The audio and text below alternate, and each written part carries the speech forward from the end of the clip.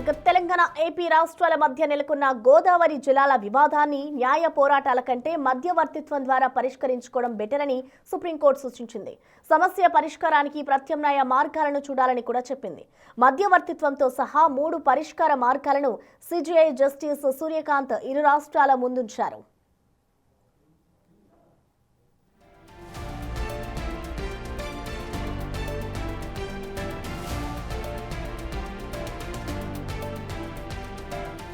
పోలవరం ప్రాజెక్టును అనుసంధానిస్తూ ఏపీ సర్కార్ నిబంధనలకు విరుద్ధంగా పోలవరం నల్లమల సాగర్ ఎత్తిపోతల పథకం చేపట్టిందని, ఇందుకు సంబంధించి టెండర్లు పిలిచిందని, దీనిపై తక్షణమే స్టే ఇవ్వాలంటూ తెలంగాణ ప్రభుత్వం సుప్రీంకోర్టులో పిటిషన్ దాఖలు చేసింది.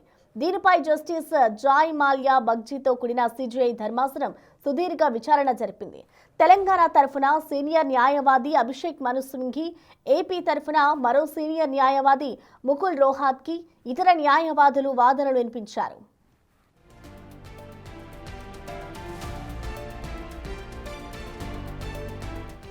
వాదనల సమయంలో సిజేఐ జస్టిస్ సూర్యకాంత్ ఏపీ ప్రభుత్వాన్ని ఉద్దేశించి కీలక వ్యాఖ్యలు చేశారు.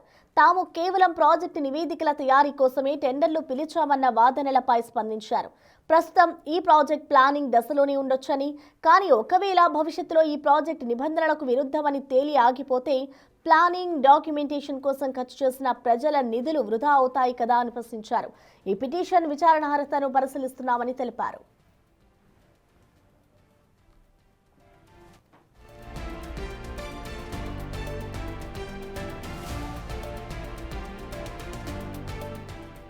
సిజేఐ జస్టిస్ సూర్యకాంత్ 3 ప్రధాన పరిష్కార మార్గాలను ఇరు రాష్ట్రాల ముందుంచారు. వీటిలో ఏదో ఒకటి ఎంచుకోవాలని తెలంగాణ ప్రభుత్వానికి సూచించారు.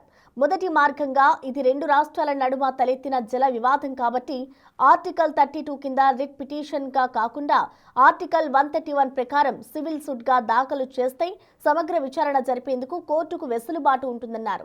రెండవ మార్గంలో కేంద్ర ప్రభుత్వం ఇప్పటికే ఈ వివాదంపై ఒక హైపవర్ కమిటీని ఏర్పాటు చేసినందున ఆ కమిటీకి తెలంగాణ లేవనెత్తుతున్న అభ్యర్థనలను పరిశీలించి అవసరమైతే ఆ ప్రాజెక్టును నిలిపివేసే నిర్ణయాధికారాన్ని కల్పిస్తూ కోర్టు ఆదేశాలిచ్చే అవకాశం ఉంది. ముఖ్యమైన 3వ మార్గంగా కోర్టు తీర్పుల దాకా వెళ్లకుండా ఇరు రాష్ట్రాల ప్రతినిధులు కలిసి కూర్చొని మధ్యవర్తిత్వం ద్వారా సమస్యను స్నేహపూర్వకంగా పరిష్కరించుకునే ప్రయత్నం చేయవచ్చని తెలిపారు. ఇక ఈ ప్రతిపాదనలపై తమ ప్రభుత్వ నిర్ణయాన్ని తెలుసుకునేందుకు సమయం కావాలని తెలంగాణ తరఫు న్యాయవాది సింఘ్వి కోరడంతో ధర్మాసనం తదుపరి విచారణను 12వ తేదీకి వాయిదా వేసింది.